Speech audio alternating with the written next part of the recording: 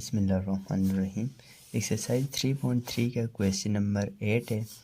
What is the cosine of the angle which the vectors square root 2i plus j plus k makes with y axis.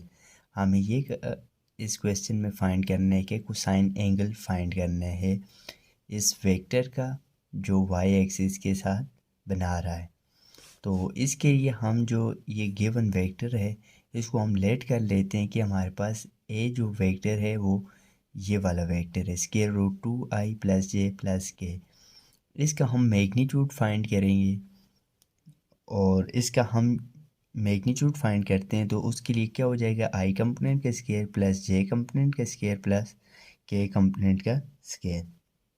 तो square root 2 का square करेंगे और plus 1 का square plus 1 का square और whole square root. तो यहाँ से क्या हो जाएगा 2 + 1 + 1 स्क्वायर रूट 4 आ जाएगा। इसका आंसर हमारे पास स्क्वायर रूट 2 आ जाएगा।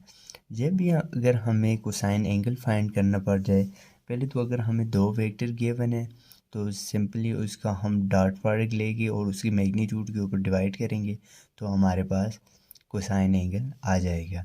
अब यहाँ पे एक वेक्टर गिवन था, उसका हमने एंगल वाई एक्सिस के साथ चेक करना था, तो इसकी हम डायरेक्शन कोसाइंस हम पहले फाइंड कर लेते हैं। वो हमारे पास क्या होते हैं, डायरेक्शन कोसाइंस ये होती है कि जो हमें गिवन वेक्टर है, ये जो हमारे पास वेक्टर है उसको उसके मैग्नीट्यूड के साथ जब हम डिवाइड कर लेते हैं, जिस तरह हम यूनिट वेक्टर फाइंड करते हैं तो उसको उसके मैग्नीट्यूड के साथ डिवाइड करना है। उसमें हमने ये कर लेते हैं कि जो L1 है हमारे let direction cosines of vector a are, हमारे पास ए वेक्टर की जो डायरेक्शन कोसाइंस है वो L1 M1 N1 है।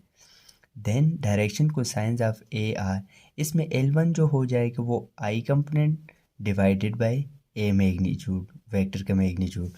इसी तरह M जो है वो A2 J कंपोनेंट जो होते हैं वो divided by a magnitude. N1 क्या हो जाएगा, ये के कंपोनेंट और उसकी हमने ये उसके मैग्नीट्यूड के साथ डिवाइड करना है वेक्टर के साथ। तो A1 की वैल्यू हमारे पास स्क्वायर रूट 2 है, इसी तरह A2 की वैल्यू हमारे पास 1 है, यहाँ से आई है, और A3 की वैल्यू भी के कंपोनेंट के साथ क्या है 1 है, 1 हो जाएगा।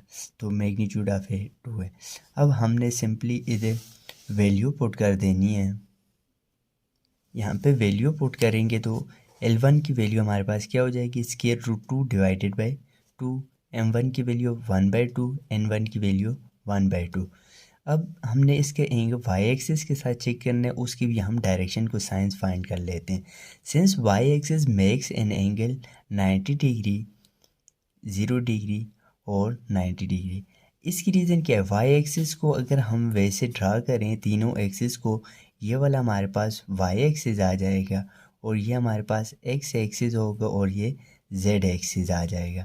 तो अब देखें वाई एक्सिस का जो एक्स एक्सिस के साथ एंगल बन रहा है वो 90 डिग्री बन रहा है।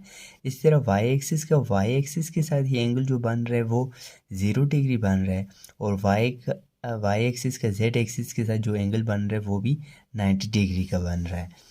Then cos 90 degree, cos 0 degree और cos 90 degree are direction cosine. तो cos 90 पे हमें पता है वो 0 के इक्वल होता है और cos 0 पे 1 देते हैं और cos 90 डिग्री पे 0 देते हैं।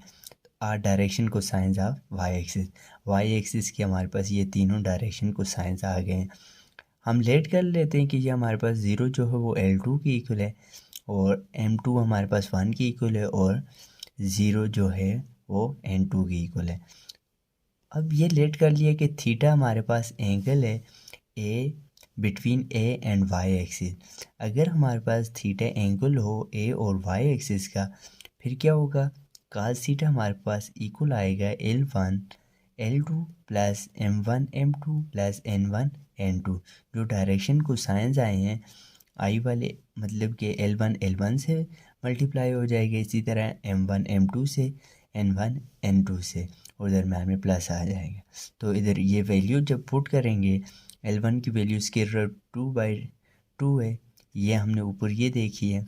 इसी तरह L2 की वैल्यू 0 है और M1 की वैल्यू 1/2 है और M2 की वैल्यू 1 है। और n1 की वैल्यू 1/2 है और n2 की वैल्यू 0 है। यहाँ से इसको सिंप्लीफाई किया, ये तो मल्टीप्लाई होकर 0 0 ही हो जाएगा और ये वाला भी 0 हो जाएगा। यहाँ से 1/2 आया है।